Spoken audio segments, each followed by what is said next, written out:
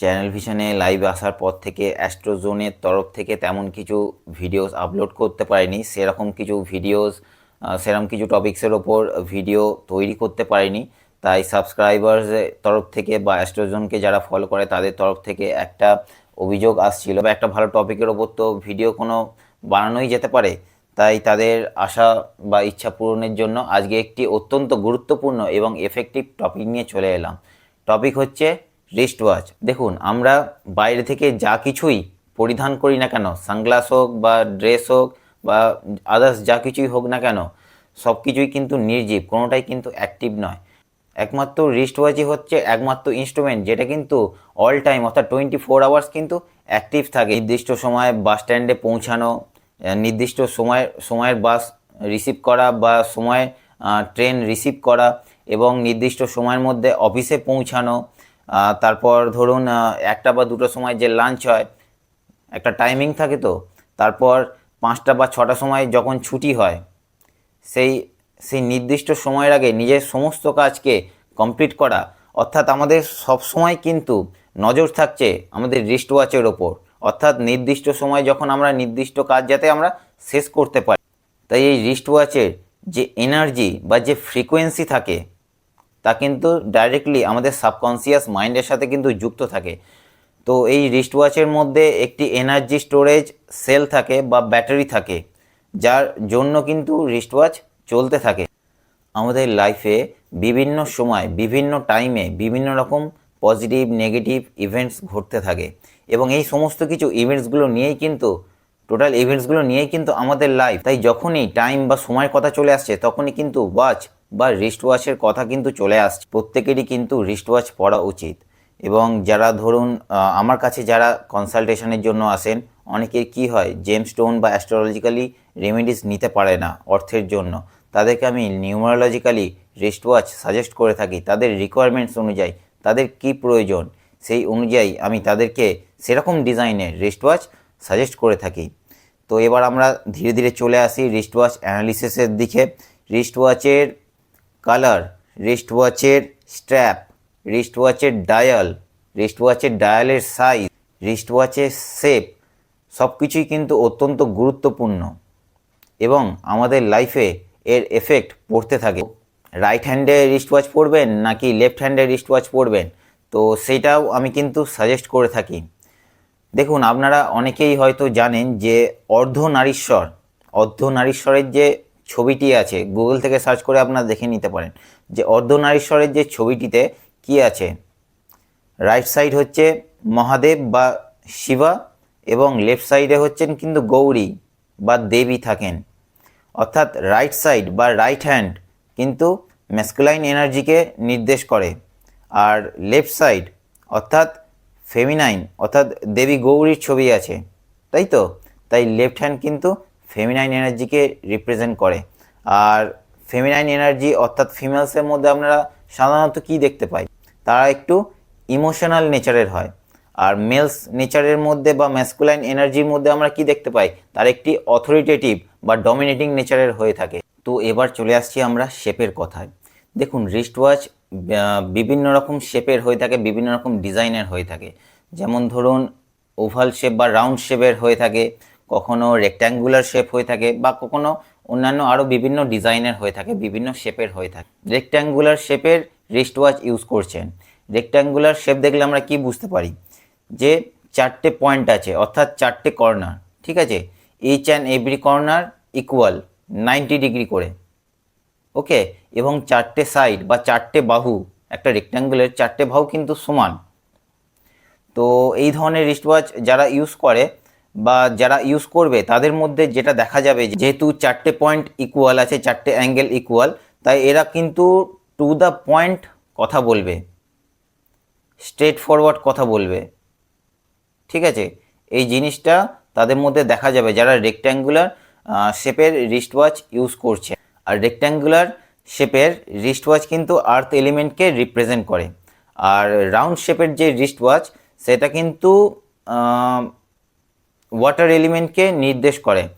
অর্থাৎ যাদের মধ্যে খুব ইমোশন আছে, যারা খুব ইমোশনাল, রাউন্ড শেপের রিস্ট ওয়াচ যদি ইউজ করে তারা তাদের ইমোশনাল ইমব্যালেন্স তৈরি হবে, অর্থাৎ একটা ওভারফ্লো তৈরি হবে। গ্লাসের মধ্যে একটা যদি জল থাকে সেটা পুরো ভর্তি, ওর ওপর যদি আরও জল ঢালা যায় তাহলে কি করবে, সেটা আরও ওভারফ্লো করবে। তাই যারা একটু বেশি ইমোশনাল তাদেরকে অ্যাস্ট্রোজনের তরফ থেকে সাজেস্ট করা হয় যে তারা যাতে রাউন্ড শেপের রিস্ট ওয়াচ অ্যাভয়েড করে চলে। তাছাড়া আপনারা তো জানেন যে রিস্ট ওয়াচ সাধারণত দু রকমের হয়ে থাকে। একটা হচ্ছে অ্যানালগ রিস্ট ওয়াচ, যেটা অনেক আগে থেকেই চলে আসছে, লোকজন ইউজ করে আসছে। আর একটা হচ্ছে ডিজিটাল রিস্ট ওয়াচ, যেটা এখন নতুন ইউজ করা হচ্ছে। অ্যানালগ রিস্ট ওয়াচ হচ্ছে কিন্তু সব থেকে বেস্ট হবে। ইভেন অ্যাস্ট্রোজনের তরফ থেকে কিন্তু নিউমারোলজিক্যালি এটাই সাজেস্ট করা হয় যে অ্যানালগ রিস্ট ওয়াচ ইউজ করার জন্য।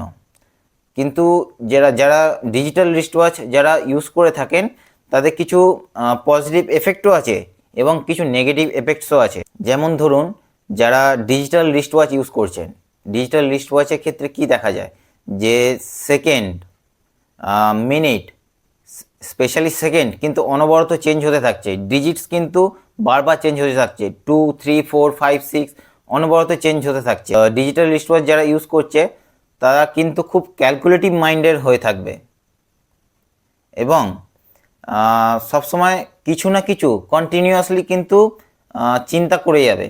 একটা থট এলো, সেটা যেই শেষ হলো আবার সাথে সাথে একটা অন্য নতুন কিছু একটা থট চলে এলো। বারবার কিন্তু এরা সবসময় মনের মধ্যে সবসময় কিছু না কিছু একটা অলওয়েজ কিন্তু চলতে থাকে। এই যে বারবার যে একটার পর একটা যে থট প্রসেস চলে আসছে, একটা শেষ হলে আর একটা চিন্তা চলে আসছে, এর জন্য কি হবে যে স্লিপিং ডিস্টারবেন্সও দেখা যেতে পারে। যদি রেস্টও নেয় তখনও কিন্তু মাইন্ড একটু ডিস্টার্ব থাকবে, সবসময় কিন্তু ব্যস্ত থাকবে, মাইন্ড সবসময় বিজি থাকবে, সবসময় কিছু না কিছু একটা থট প্রসেস কন্টিনিউয়াসলি চলতেই থাকবে। এবার চলে আসছি রিস্ট ওয়াচের স্ট্র্যাপ নিয়ে। দেখুন, রিস্ট ওয়াচের মধ্যে তো ব্যাটারি সেল বা একটা এনার্জি স্টোরেজ সেল থাকে। তো রিস্ট ওয়াচের একটা এনার্জি আছে, একটা ফ্রিকোয়েন্সি আছে, যেটা আমাদের সাবকনসিয়াস মাইন্ডের সাথে ডাইরেক্টলি কানেক্টেড থাকে। তো যারা রিস্ট ওয়াচের স্ট্র্যাপ বিভিন্ন রকম হয়ে থাকে, যেমন ধরুন মেটালের স্ট্র্যাপ, যেটা হচ্ছে আয়রন বা স্টেনলেস স্টিলের স্ট্র্যাপ হয়ে থাকে, যেটা মেটালের স্ট্র্যাপ হয়ে থাকে।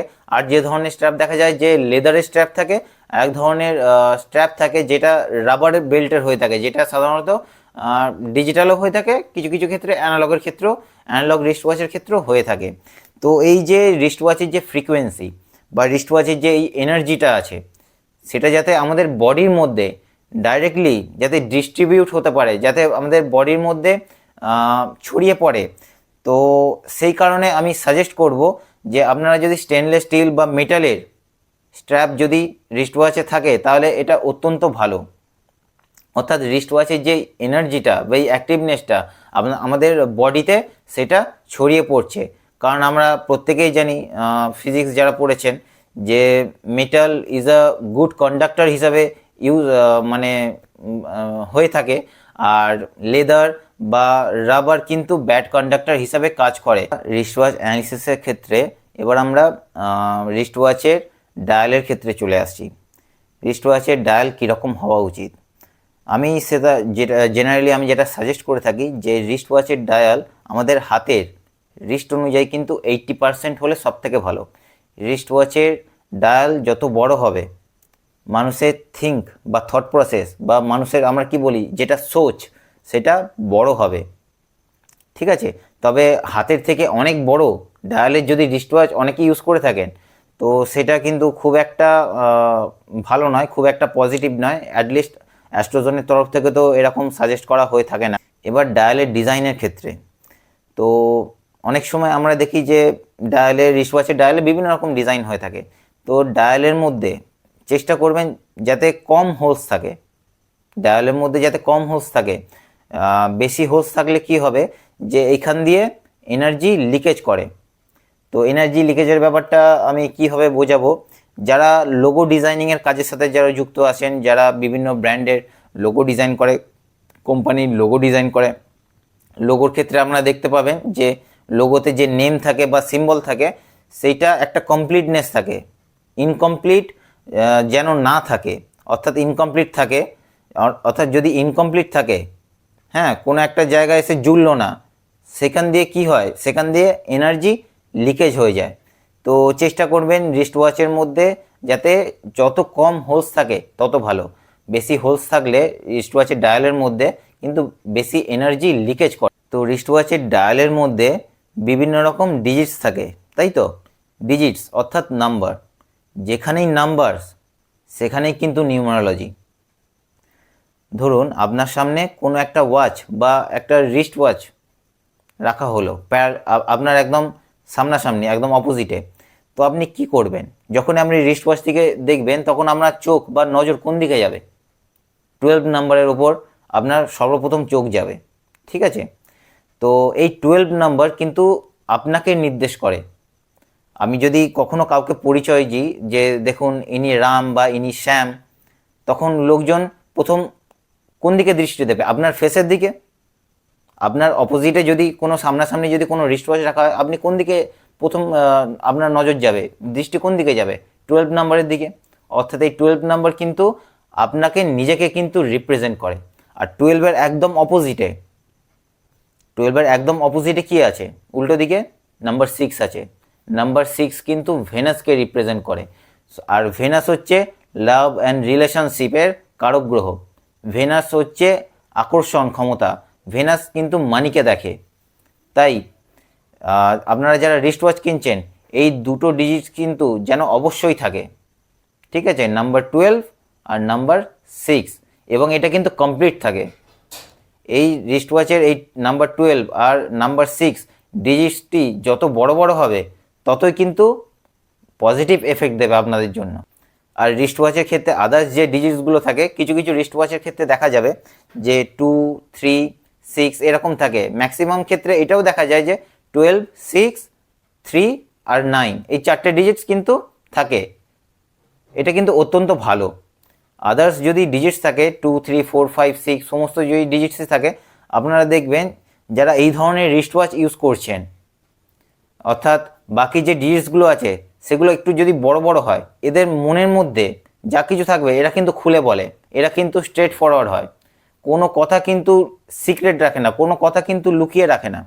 এবং উল্টোটা আমি বলছি, ডিজিটস বাকি যে আদার্স যে ডিজিটসগুলো বা 12, 6 সমস্ত ডিজিটসগুলো যদি একদম ছোট ছোট হয়, তাহলে দেখবেন এরা কিন্তু একটু সিক্রেটিভ নেচারের হয়।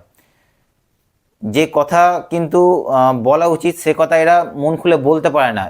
একটা এরা কি করে, নিজেরা সেই কথাগুলোকে চেপে রেখে দেয়, নিজেদের মধ্যেই রেখে দেয়, সিক্রেট রেখে দেয়, একে সেভাবে এক্সপ্রেস করতে পারবে না, মনের কথা এরা খুলে বলতে পারে না। তা এই ঘটনা, এই ফ্যাক্টরসগুলো কিন্তু রিস্ট ওয়াচে দেখা প্রয়োজন। আর অ্যাস্ট্রোলজিক্যালি আমি যখন কোনো চার্ট অ্যানালিসিস করতে যাই, আমি যখন দেখি যে তার চার্টের মধ্যে স্যাটার্ন আর মার্স, শনি এবং মঙ্গল একসাথে বসে আছে, খুব কাছাকাছি 10 ডিগ্রি অ্যাঙ্গেলের মধ্যে বসে আছে, বা স্যাটার্নের শনির একদম অপোজিটে মার্স বসে আছে, অর্থাৎ একে অপরের সাথে দৃষ্টি বিনিময় করছে, তখন আমি তাদেরকে সাজেস্ট করে থাকি একটু মেকানিক্যাল ধরনের রিস্ট ওয়াচ নিতে। অর্থাৎ রিস্ট ওয়াচের মধ্যে যে ডায়ালের মধ্যে যে ডিজাইন থাকবে তার মধ্যে বিভিন্ন রকম স্টপ ওয়াচের মতো ছোট ছোট ডিজাইন হয় না, তো ওই ধরনের এই ধরনের মেকানিক্যাল রিস্ট ওয়াচ কিন্তু আমি সাজেস্ট করে থাকি। আর ওভারঅল রিস্ট ওয়াচ নিয়ে আমি যেটা বলবো, অনেক সময় দেখা যায় যে অনেক দিন ধরে আপনারা রিস্ট ওয়াচ ইউজ করে যাচ্ছেন, তার কারণে কি হচ্ছে যে প্রপারলি যত্ন নিচ্ছেন না রিস্ট ওয়াচের। অনেক সময় দেখা যাবে যে রিস্ট ওয়াচের যে ডায়ালের যে চারপাশে যে মেটাল তার কালার, বা রিস্ট ওয়াচের যে স্ট্র্যাপ বেল্টের কালার অনেক সময় ফেড হয়ে যায়, কালার ফেড হয়ে যায়, রাস্ট ধরে যায়, মরচে পড়ে যায়। হ্যাঁ, কখনো কখনো কাঁচের মধ্যে একটু ক্র্যাক চলে আসে, হ্যাঁ, সামান্য একটু দাগ হয়ে যায়। তো আমি সাজেস্ট করব যে আপনারা যারা যেরকমই রিস্ট ওয়াচ ইউজ করছেন সেই রিস্ট ওয়াচকে প্রপার কেয়ার নেওয়া। এই ধরনের যদি কালার ফেড হয়ে যায়, বা যদি রাস্ট পড়ে যায়, বা যদি কাঁচের মধ্যে সামান্য দাগ হয়ে যায় বা ক্র্যাক হয়ে যায়, তো এই ধরনের ক্ষেত্রে দেখা গেছে যে রিস্ট ওয়াচ যেহেতু ভেনাসকে রিপ্রেজেন্টও করে, তাই দেখা যাবে যে এদের হেলথ রিলেটেড কিন্তু বেশ কিছু প্রবলেমস শুরু হয়ে যাবে, বা এদের কিন্তু হেলথ রিলেটেড প্রবলেমস চলছে। Love and relationship, love and রিলেশনশিপের মধ্যে কিন্তু প্রবলেমস আসতে পারে, এবং ফিনান্সিয়ালি কিছু প্রবলেমস দেখা যেতে পারে। যারা লাভ অ্যান্ড রিলেশনশিপের মধ্যে আছেন তাদের ক্ষেত্রেও কিন্তু আমি রিস্ট ওয়াচ সাজেস্ট করে থাকি। তো এই বিষয়গুলি আপনারা দেখতেই পাবেন, মিলিয়ে দেখে নিন।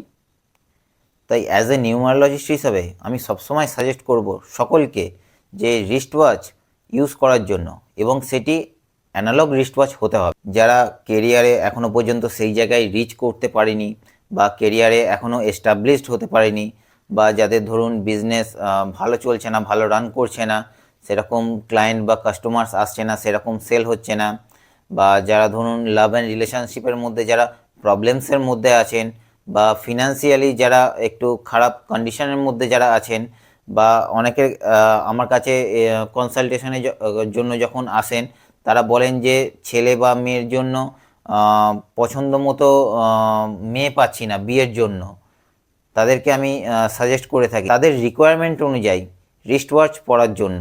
নিজেদের এই রিকোয়ারমেন্টস অনুযায়ী রিস্ট ওয়াচ ইউজ করুন, রিস্ট ওয়াচ পরুন।